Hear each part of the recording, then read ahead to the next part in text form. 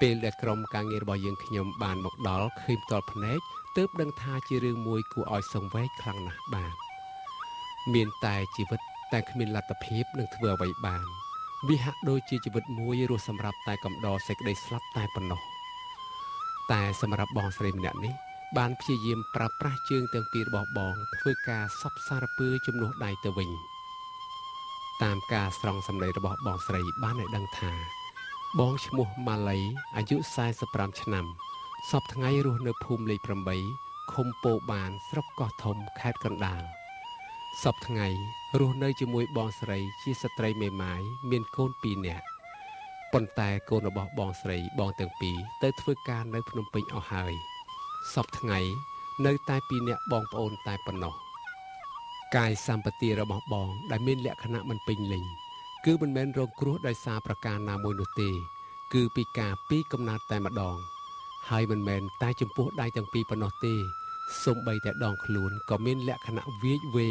មិនត្រង់ដូចមនុស្សធម្មតាដែររីឯជើងទាំងពីរវិញគឺម្ខាងវែងម្ខាងខ្លីទោះជាឈរក៏មិនត្រង់ដែរដោយសារកើតមកមានកាយសម្បទាខុសប្លែកពីគេដូច្នេះហើយបានធ្វើឲ្យបងស្រីដឹងក្តីកាលណា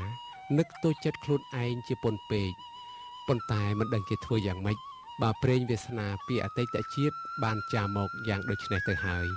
ចេះតែទ្រាំតស៊ូត្រដររស់ទៅដោយសារតែខ្លួនគ្មានដៃបងស្រីខំព្យាយាមប្រើប្រាស់ជើងជំនួសដៃរហូតដល់ស្ទាត់តែទោះជាយ៉ាងណាក៏មិនស្រួលដូចដៃដែរសប្តាហ៍ថ្ងៃនេះបងស្រីអាចធ្វើកិច្ចការបានមួយចំនួនដូចជាដាំបាយបោះសម្រាមដេកប៉ាក់ធ្វើត្រីលាងចានហូបបាយជាដើមចំពោះបងស្រីដែលជាស្រីមេម៉ាយវិញបានមានប្រសាសន៍ទាំងអស់សង្ឃឹមថាសប្តាហ៍ថ្ងៃនេះមានតែដីប៉ុនរង្វង់ផ្ទះប៉ុណ្ណោះសម្រាប់ស្នាក់នៅពុំមានដីស្រែចម្ការសម្រាប់ធ្វើស្រែចម្ការនៅគេឡើយរីឯជីវភាពវិញក្រលំបាកជាទីបំផុតសប្តាហ៍ថ្ងៃរស់នៅពឹងផ្អែកទៅលើរបរធាក់កង់ដើរលក់បន្លែតាមភូមិក្នុងមួយថ្ងៃបានកម្រៃត្រឹមតែ 5,000 រៀលប៉ុណ្ណោះដោយជីវភាពខ្វះខាតពេកបងស្រីក៏ដាច់ចិត្តឲ្យប្អូនពិការដើរសុំទានគេនៅថ្ងៃបុណ្យធំៗដើម្បីចិញ្ចឹមជីវិតទាំងក្តីអាម៉ាស់បំផុតបាទជីវិតរបស់បងស្រីពិការនេះគួរឲ្យសង្វេគខ្លាំងណាស់បាទដើម្បីសម្រួលដល់ជីវភាពរបស់បងស្រីក្នុងគណៈនេះម្ចាស់ហាងមាសពេញចិត្តនៅ Long Beach សហរដ្ឋអាមេរិក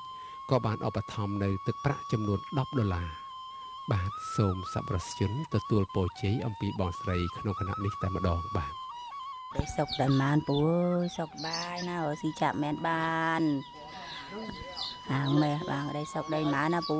ơi hàng này là luộc đặt